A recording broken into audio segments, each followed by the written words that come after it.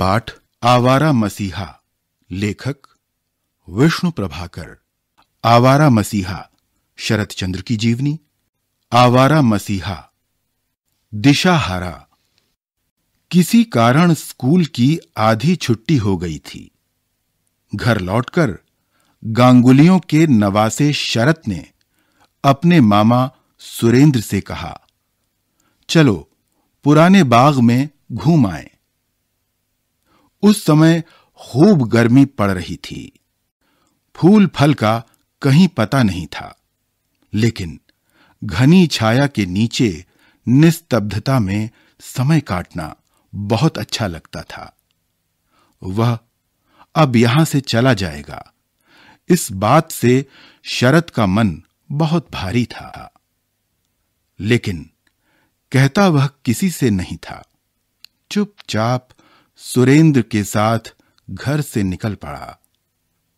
नाते में मामा और आयु में छोटा होने पर भी दोनों में धीरे धीरे मित्रता के बंधन गहराते आ रहे थे।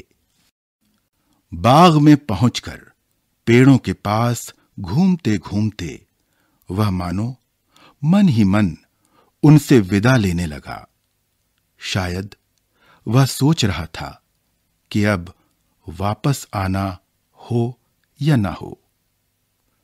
फिर जैसा कि उसका स्वभाव था, सहसा कूदकर वह एक पेड़ की डाल पर बैठ गया और बातें करने लगा। इन बातों का कोई अंत नहीं था, कोई सूत्र भी नहीं था। विदा के दुख को छिपाने के लिए ही मानो वह कुछ न कुछ कहते रहना चाहता था। बोला, तू दुखी ना हो, हम फिर मिलेंगे और बीच बीच में तो मैं आता ही रहूंगा। आओगे? क्यों नहीं आऊंगा? भागलपुर क्या मुझे कम अच्छा लगता है? घाट के टूटे स्तूप पर से गंगा में कूदने में कितना मजा आता है। उस पार वह जो झाऊ का वन है, उसे क्या भूल सकूंगा? वह मुझे पुकारेगा और मैं चला आऊंगा।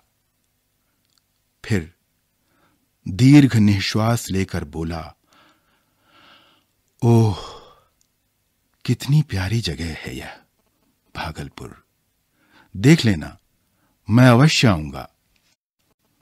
2 क्षण तक दोनों में से कोई नहीं बोला। फिर सहसा शरत ने कहा, पेड़ पर चढ़ना बड़ा जरूरी है। मान लो किसी वन में जा रहे हैं, हठात संध्या का अंधकार फैल गया, चारों ओर से हिंसक पशुओं की आवाजें उठने लगीं। तब यदि पेड़ पर चढ़ना ना आया तो महाविपद। सुरेंद्र ने पूछा, अगर गिर पड़े तो? शरत ने कहा, गिरेगा क्यों रे? वह और ऊपर चढ़ गया। एक कपड़े से कमर को पेड़ की एक मोटी शाखा से बांधा और लेट गया।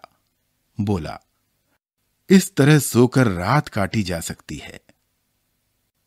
नाना के घर रहते शरत को लगभग 3 वर्ष हो गए थे। इससे पहले भी वह मां के साथ कई बार आ चुका था। सबसे पहली बार उसकी मां जब उसको लेकर आई थी, तो नाना नानियों ने उस पर धन और अलंकारों की वर्षा की थी। नाना केदारनाथ ने कमर में सोने की तगड़ी पहनाकर उसे गोद में उठाया था। उस परिवार में इस पीढ़ी का पहला लड़का था वह। लेकिन 3 वर्ष पहले का यह आना कुछ और ही तरह का था।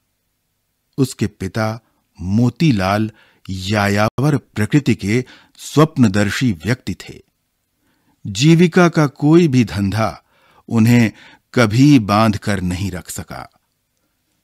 चारों ओर से लांछित होकर वह बार-बार कामकाज की तलाश करते थे। नौकरी मिल भी जाती थी तो उनके शिल्पी मन और दासता के बंधन में कोई सामंजस्य न हो पाता।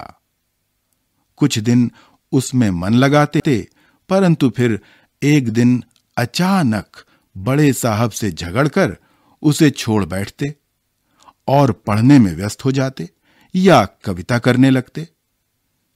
कहानी, उपन्यास, नाटक सभी कुछ लिखने का शौक था। चित्रकला में भी रुचि थी।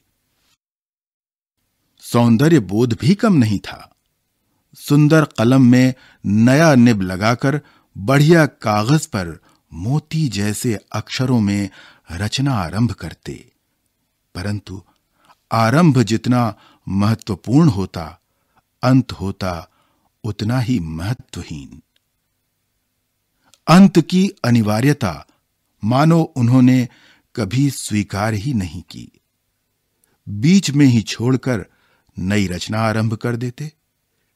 शायद उनका आदर्श बहुत ऊंचा होता था, या शायद अंत तक पहुंचने की क्षमता ही उनमें नहीं थी। वह कभी कोई रचना पूरी नहीं कर सके। एक बार बच्चों के लिए उन्होंने भारतवर्ष का एक विशाल मानचित्र तैयार करना आरंभ किया, परंतु तभी मन में एक प्रश्न जाग आया, क्या इस मानचित्र में हिमाचल की गरिमा का ठीक ठीक अंकन हो सकेगा? नहीं हो सकेगा। बस फिर किसी भी तरह वह काम आगे नहीं बढ़ सका। इस तरह मोतीलाल की सारी कला साधना व्यर्थता में ही सफल हुई। परिवार का भरण पोषण उनके लिए असंभव हो गया। यह देखकर शरद की मां भुवन मोहिनी ने पहले तो पति को बहुत कुछ कहा सुना, फिर अपने पिता केदारनाथ से याचना की और एक दिन सबको लेकर भागलपुर चली आईं। मोतीलाल एक बार फिर घर जमाई होकर रहने लगे।